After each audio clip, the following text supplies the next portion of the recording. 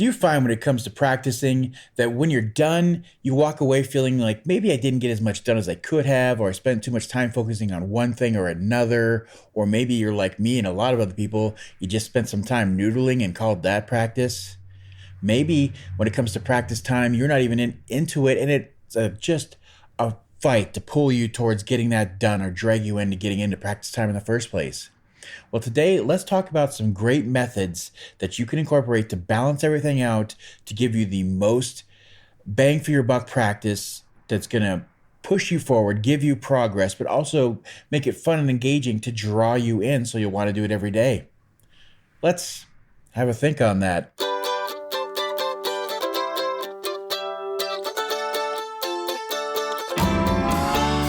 Hello and welcome to the 145 Rural Podcast, where we are here to strengthen music careers and communities one song at a time. And now here's your host, Jacob Wing. Yay!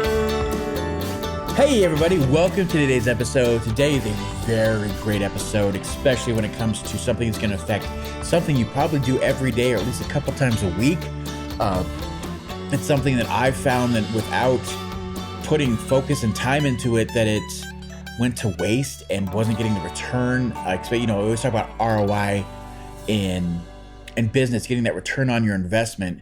But the same thing should be said about your time when it comes to being a musician and getting better and perfecting your craft and getting a return on what you're doing. Practice is extremely important. And I just want to come out first and foremost and say, before we even get started, there are much better and much smarter people, especially on YouTube or anywhere out in the world, on this subject alone than me.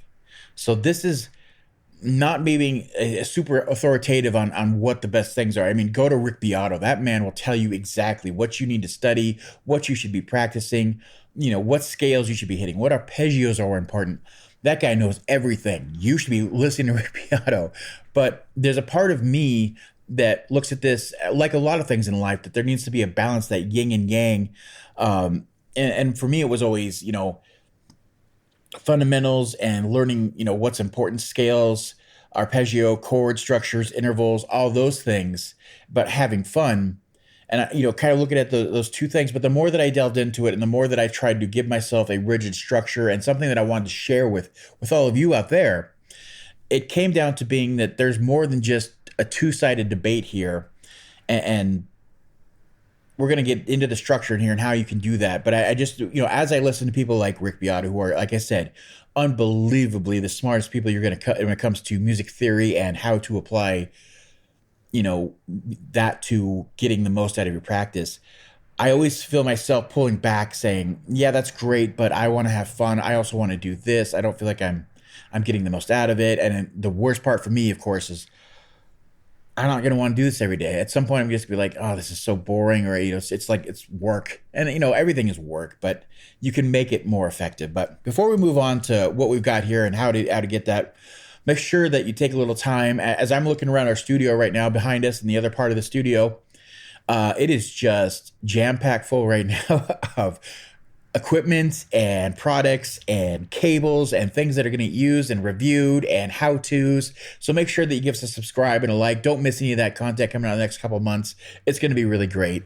I promise there'll be stuff that you can use. So again, give us that. Make sure you subscribe, follow us. Don't miss out on any of that. But let's move right into the episode. So the first thing here that's going to be popping up on the screen real quick, and we'll let that be up there the whole time, is a nice little image that I've created, a Venn diagram for what I said. As I was saying, it's easy for me, especially at the early parts of my career and even recently, just to think of it as a two-sided coin of what's fun and, what's effective, and find some balance between the two.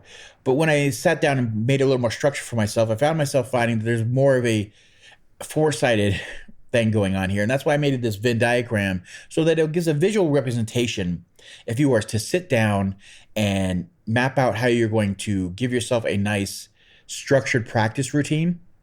This is the exact starting point you want so that you can reference it instantly. So of course, that's available down below.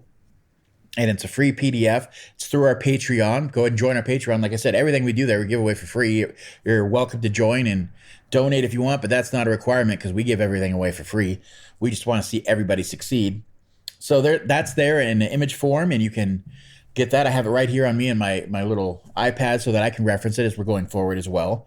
And then, of course, down below that, also for free, is the exact script I'm looking at. It's just the 4 steps there broken down into what I have as how to achieve the best practice routine and get that structure set. So you can pull that up. It has all the steps one by one of what you need to do, what's important, how to achieve these things. And that's really all you're going to need to get this done. And so, yeah, all there for free. Go grab it. And like I said, if you're on the Patreon page, go ahead and just join us. It's like I said, it's free, or you can become one of our Patreons and help us and support the channel that way. That always helps. But let's talk about that diagram first. Right there, like I said, there's the 4 ones, and they're not really in any particular order as to importance of the 4 circles, but let's just break them down very first. And of course, the first one there on the top is structure. And so we'll go deeper into all of these things. And on the side going down to the left here, we got goal setting. Obviously, that's extremely important. We talk about that a lot. We have many videos on that. But of course, you can't design a routine without having that, a practice routine, without talking about what your goals are in the first place. The one at the bottom there is personalization, making, like I said, it's easy to go reference those much smarter people out there that know much more about a great practice routine, what it should involve, especially music theory wise. But the thing is that one size does not fit all when it comes to a practice routine. So you really have to have something catered to who you are as a person, you as a musician.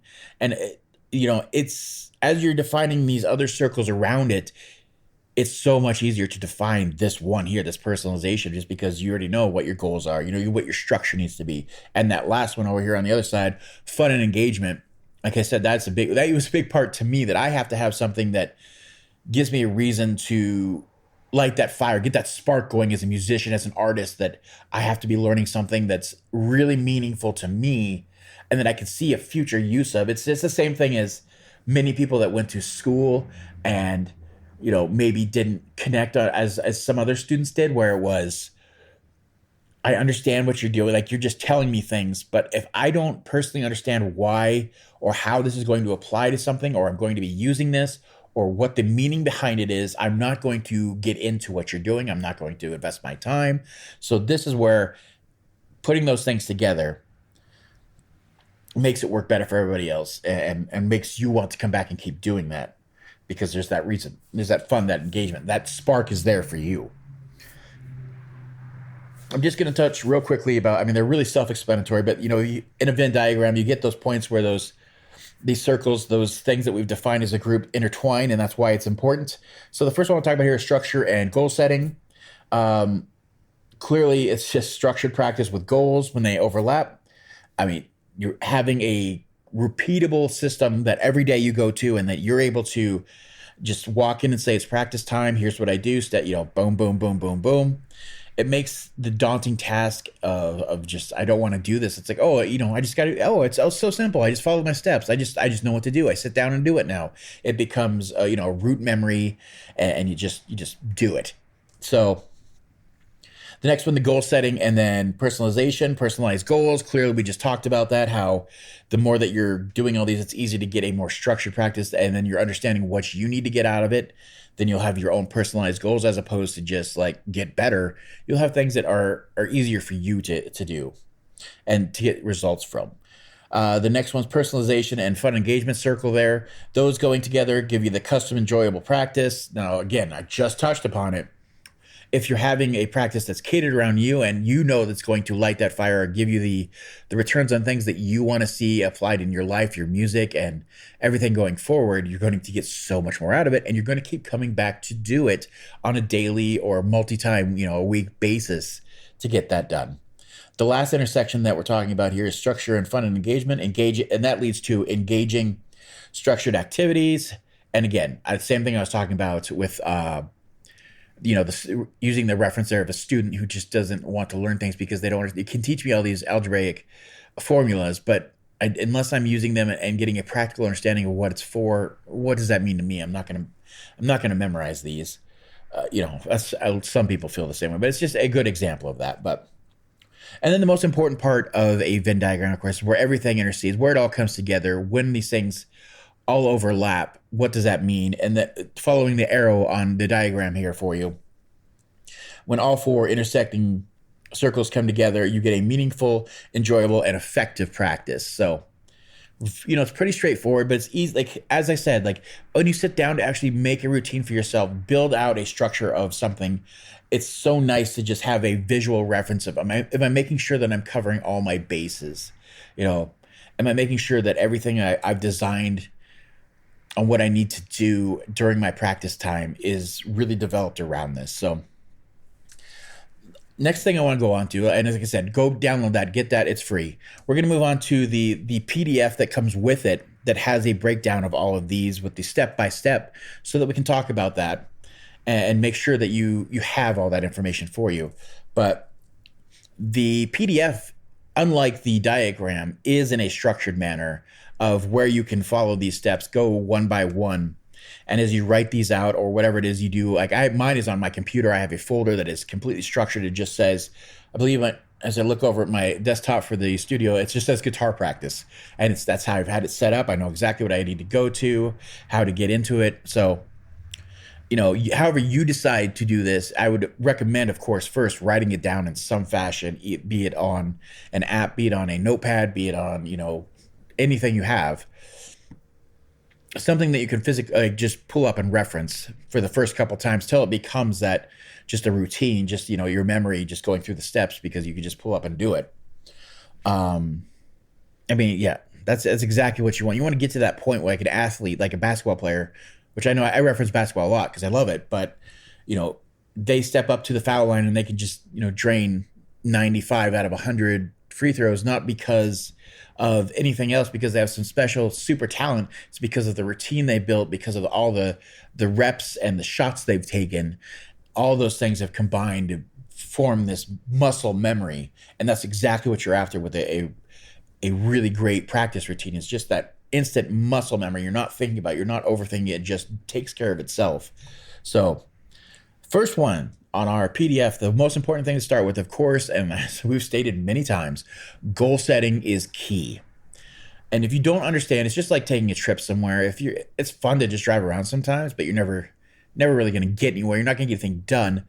But if you have a roadmap of where you want to go, you have an end destination, that's the most important thing. So let's just take this for example.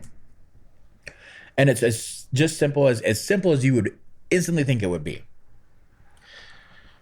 And it's broken down into your long-term goals, short-term goals, and micro goals. So as that same scenario, that example we were using of a road trip and a car drive, whatever it may be, the long-term goal is your destination. So that's the end. You mark it on the map. That's where I'm going. You pull up your app that's going to do your driving for you, give you the GPS. You type it in. That's your end destination. That's your long-term goal. And for this example, we can talk about musicians that are maybe, let's use a musician that wants to get out there and play live shows. They want to play a large concert to over 1,000 fans. If I know to some of you that may sound ridiculous, like what's the problem here? But there's a lot of us and a lot of people out there that are in the scenario of they haven't even played for 10 people. They haven't played for 100 people. That seems like a very lofty goal. So just use your imagination. Let's pretend that that's something that you need to reach for. And as a great long-term goal, that's fantastic. You can write that down. I want to be playing large shows for 1,000, 2,000 people. Then it comes down to, you got to break that down. So as we're building a practice routine, what do I need to do to achieve this?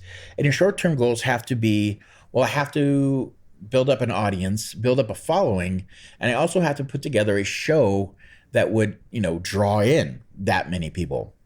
And what does that entail? That entails, at least, having some music, having a set list, at least a set number of hours, 2 to 3 hours of music to go, and then, having, merch, having all, you could go on and on and on.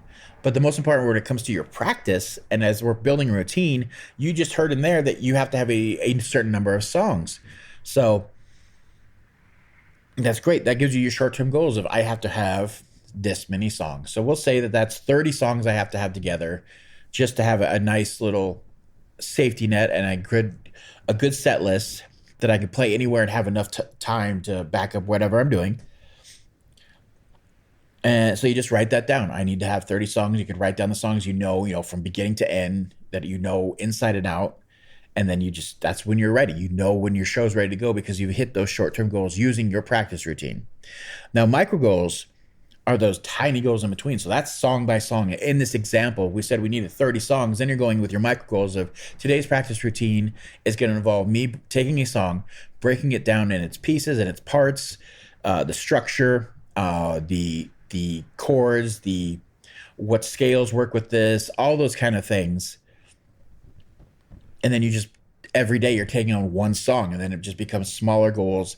Every day you're building up to this larger goal of, okay, I have a full set list. Now I'm ready to go out and start playing. I'm getting bigger shows. I'm ready to start booking it and reaching out to larger venues and bigger agents, all those kind of things. So that's just an example, but that's where you start with this whole thing with the goal setting. Start with your large goal, where you want to be.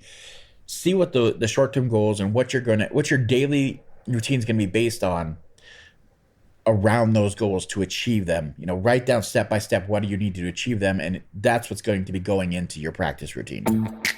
Hi there, and welcome to the ad break. We're just going to take a moment to let everybody know about our community of growing members, and if you'd like to be a part of that, just look at the info below and there will be a click there for an email sign up to join in and get your voice heard. As well, if you're enjoying this content, please join our Patreon at patreon.com/145rural. There you can join any of our groups, and you can add to the discussion of what topics we will choose that will help you and hopefully future members of our groups, as well as join monthly Q&As and other such benefits. Again, that's patreon.com/145rural, and we look forward to seeing you there. Now, back to that regularly scheduled episode, and enjoy that content. Thanks again. So now that we've got the goal set, we've got the direction, we've got the map, the very next thing up is structure. And that's when since we have all the goals, we have what we need to do. Now you start writing down exactly how you're going to spend your time.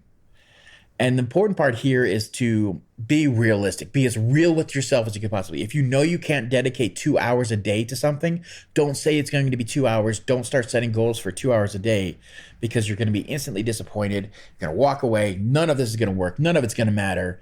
And it's just going to defeat you from the beginning.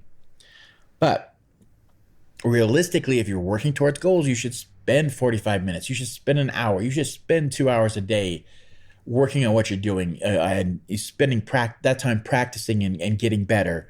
So the minimum I would tell you at least is 45 minutes a day, at least probably an hour if you're being honest. If you want to get somewhere and this is something you want to truly pursue and get better at least an hour, 2 hours if you can manage it. I know life is difficult, but that's up to you. And of course, when it's those things, if you're smart about it, and you get this list done, you're able to, I know there's times in my life where it's really beneficial to break it down into chunks. Like I can do an hour at this point, an hour later, and you're still hitting all the points of what you've designed your practice routine to be. But, you just broke it up and you're able to, I know I have an hour before I have clients coming into the studio that I can give to this. I have an hour after a mastering session that I can go dedicate to this, right before bed. Whatever it may be, you'll find time in your day. You can break those things up. But so we'll set a time, and just for simplicity's sake, we'll give ourselves, about an hour or so. But I've got 5 steps here of what should be included in your practice routine minimum, like what you should be doing when it comes to that time. And the first one is warming up.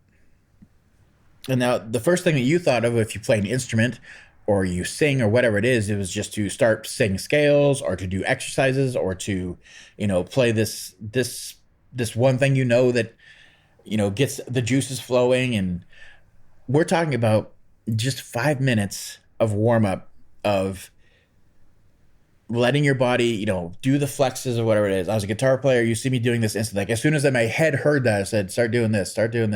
I won't pop my knuckles here, but I usually am one of those annoying people that will pop their knuckles before I start doing my practice or my playing, because it makes my fingers feel a little more limber. all those kind of things where you're just doing a little bit of stretching. If you're singing, you're going to be using your diaphragm. You're going to be using correct posture. These are you want to make sure whatever you're doing as a routine, you're building in those right habits as you do them. Because if you're doing them wrong now, you're going to do them wrong then. Or if you ask your body to do it right in the situation, it's not going to know what to do because you've trained it to do something else. So just make sure that whatever you're doing it the right way. Get it warmed up. For me, I spent years of just playing and practicing on a chair. And then when it comes to playing live, I'm like, oh, my body's not used to being this. I'm not even used to seeing my guitar from this angle. And so you have to be mindful of those kind of things.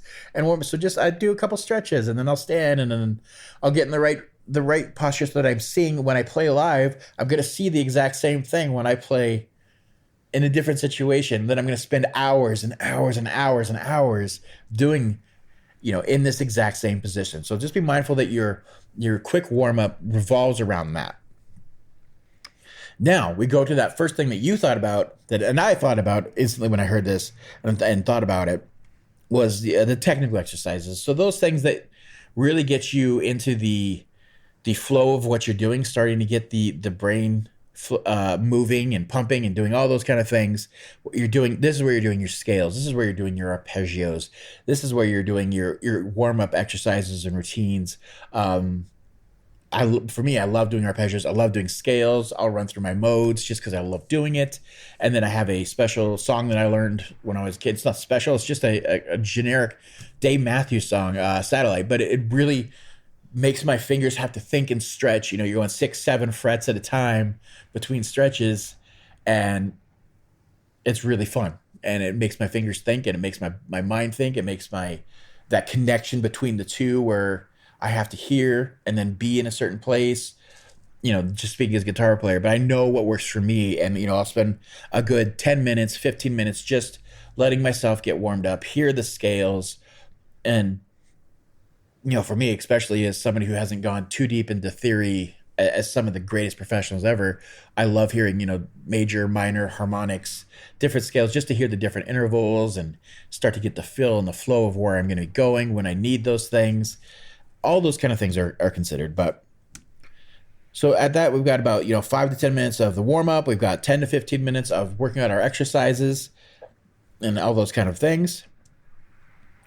Next, we're going to talk about a repertoire, and you should be spending a majority of your chunk on this. And it doesn't really matter what you choose as that to be, but it should be, like I said, this is when we used that example before of like, I want to be working on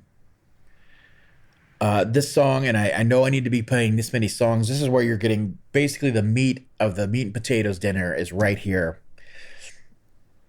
And this is where you're going to just be playing the songs that you want to learn, playing whatever you're going to be doing. If you're performing, this is what you're doing. You're practicing that performance. And be sure, if you can, incorporate something that keeps time.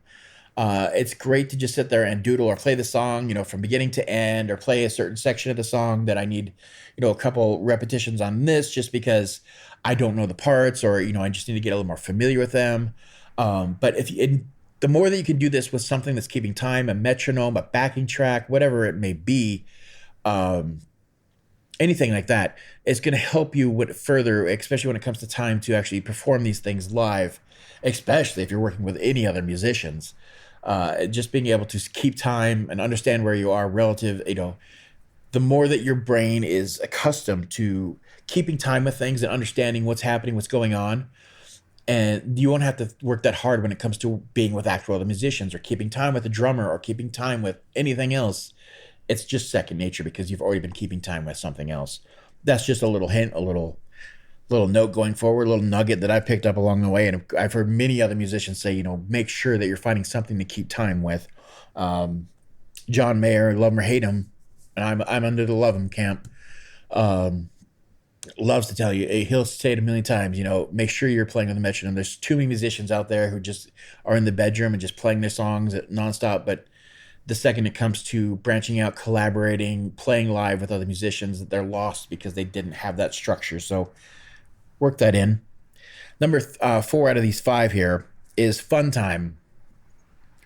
And it's just making sure that whatever you're practicing, those routines, make sure even if you had to work on a song that maybe is not your favorite and you're working on one or maybe one that's pushing you very hard and technically difficult, maybe working a couple 10 to 15 minutes of just working on a song that you know very well and you just love playing. It gets you in that mood, and it gives you the feelings. Hopefully you have songs like that, because if you don't, I'm sorry, you're probably not going to succeed, because people they're going to read that on you, that you're not having fun, you're not enjoying this. But if you have those guilty pleasure songs, this is the time to play them. Just have fun. Like I said, we want to make this routine something great that you can come back to and that you're enjoying every day. And last but not least is the cool down period. And this is just time where you're just like you would with any workout. You take some time if you did a long run, just to do a little bit of walking around, let your body ease into being, sedentary and not doing anything. For musicians, it's kind of the same thing. For me, I gotta be, if I'm being completely honest, this version of my practice routine has devolved a bit, and it's become my noodling session, where I've pushed that, like, hey, stop playing around. Or if I came up with a really fun, like, chord structure or something like that, or a riff that I've just made up and it's really great, I want to develop this further, I push this to the end of my cool down session, where that's when I'll work on writing new material or working out that chord structure you just worked on, and all those kind of things, or noodling around on different scales and different solo parts. But whatever it is, just let your body, let your mind just ease back into regular life. Get out of that flow, get out of that mindful state of being a hardcore musician and back into real life. And that's it. It helps you wind down and prevents tension in your muscles, is what this says. But that's not the big part. It's just having a way to get out of your practice routine and still enjoying it and getting the most out of your time. So that there was the structure part, very important. And the next part here is that balancing act that I want to talk about, that's super important. And we just touched upon in that last part, but make practice fun. And only you can really define what makes music fun for you. So of course it's going to be playing your favorite genres. You're playing songs already that mean something to you and that you want to share with others. So that's a huge part of it. But another part of that is stepping out of your comfort zone. And that's going to sound weird, because I don't find doing something I don't know fun. A lot of people say that, but then I promise you, if there's a genre that you don't usually work with, and you pick up a song that maybe resonated with you or you heard, and this is kind of fun, and you dive deep into that song and you learn it, not only is it going to probably give you new techniques to apply to the music that you do work with, the genres that you're working with normally as a musician, I promise you're going to be so excited, just because different parts of your brain are firing, and it's expanding your repertoire as a musician. It's giving you whole new tricks and things to reach into your bag and use those as you move forward. And I promise if that's something that you're not incorporating to what you're doing now, challenging yourself with something new and different from different genres and different styles of music is going to be a huge way to incorporate some fun into your practice routine. The other one I really want to stress and really advocate for, and I can just see it now, people are going to roll their eyes at me, but to each their own. Use backing tracks. They're great. If you, like to solo, or you need to work on, maybe you do some improvisation with other musicians, pull up backing tracks, or just, especially YouTube is so great. If you just type a key that you want to work in, like, hey, I want to work on my C major, pull up a chord structure that's based in that, and then you can start working on your scales there and see what works. All those kind of things, develop different licks and different parts, licks as we call them, and I guess that's a guitar thing. I don't know anybody else calls them weird things like that, but just using backing tracks can be such a huge thing. And it's one of those things that you feel like you're working with other musicians when you're not. You feel you're getting that return, and it also plays into that one thing we were just talking about keeping time and working with other musicians. It's fantastic for that as well.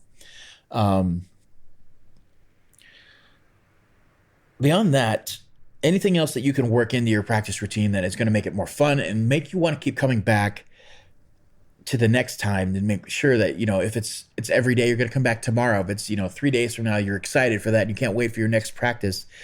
Just find those little things, incorporate in there. So, and set up challenges is a great one that we put on here too. And that kind of builds into that.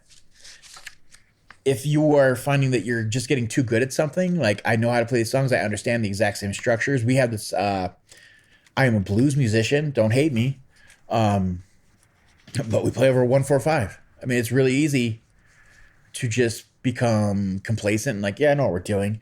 But if you're not challenging yourself, you're not finding other. I love to go out and find their songs and reference. What's their structure? What are they playing? What scales are they choosing to play over these different chord structures? I'll